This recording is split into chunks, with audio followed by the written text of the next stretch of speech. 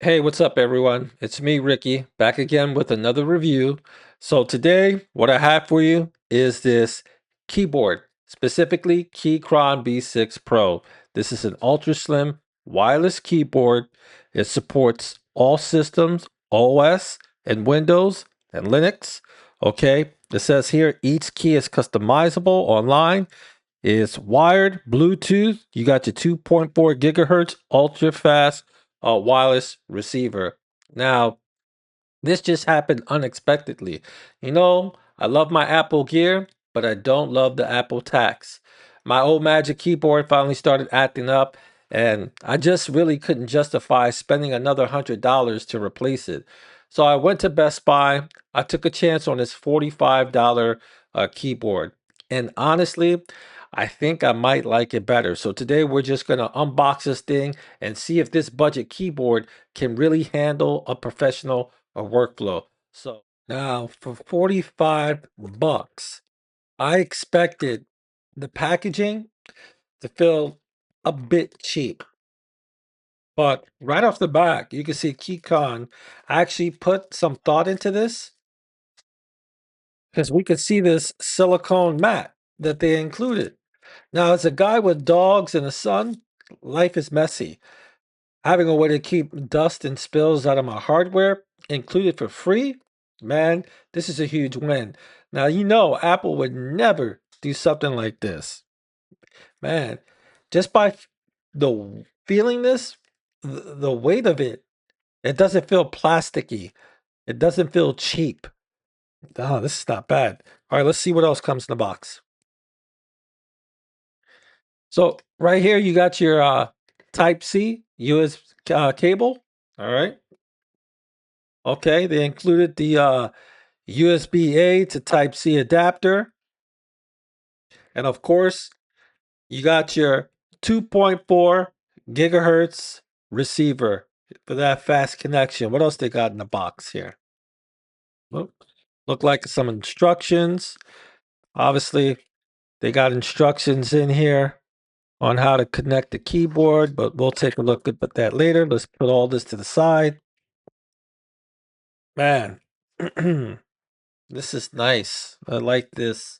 Let's get the compact Apple keyboard right here. Look at this compared to that. You can see that side by side with the Magic keyboard. Lift this up. Hold on. Okay. Side by side with the Magic keyboard. You can see the B6 Pro. That's a little thicker, but it feels more planted on the desk. It's got that low profile aesthetic that we love from Apple, but with a bit more substance. Let's see something. Let's take this off. Let's take the silicone off.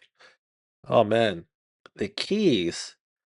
Oh man, they feel real nice. Look, I don't know if you can see, but the keys actually have a slight dish to them, which catches your fingertips better than the completely flat Apple keys. Look at that.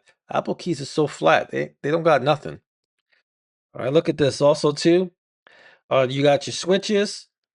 All right, the switch over to my right is Bluetooth. The middle is for the cord, and all the way to my left, which is your right, is going to be for the 2.4 gigahertz receiver.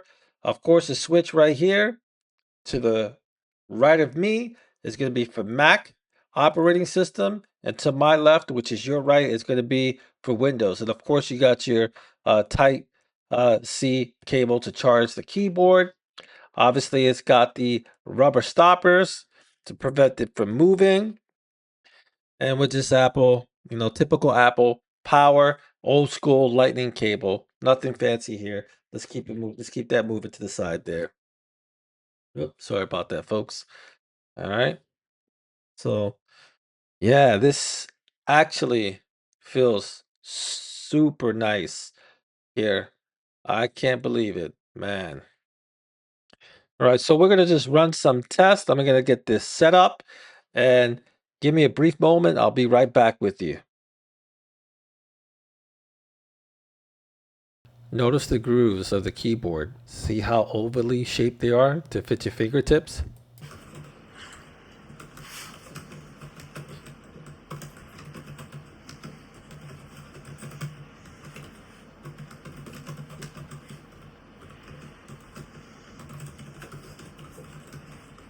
Well, folks, I'm back. I hope you enjoyed that brief intermission.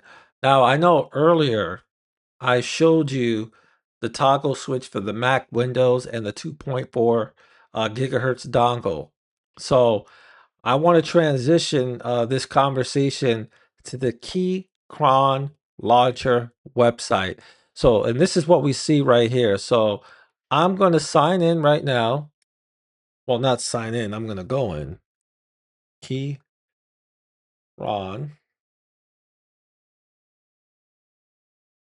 launcher. There we go. You type it in, comes up right here. And then as soon as you do that, your keyboard should automatically pop up. If not, just hit that connect button. See, Keychron B6 Pro right there. Give it a couple of minutes, it'll connect. So now it's saying that the browser's too small. So let's make it a little bit bigger so you can see it. So you should be able to see it now. Ah, there we go. All right. So you should be able to see it now. So now you can only do this on Google Chrome, Microsoft Edge, and Firefox. Once again, Apple is late in the game. All right. So now this connects to 3 different devices via Bluetooth. Uh, as I said, it has a 2.4 gigahertz dongle for a zero lag connection.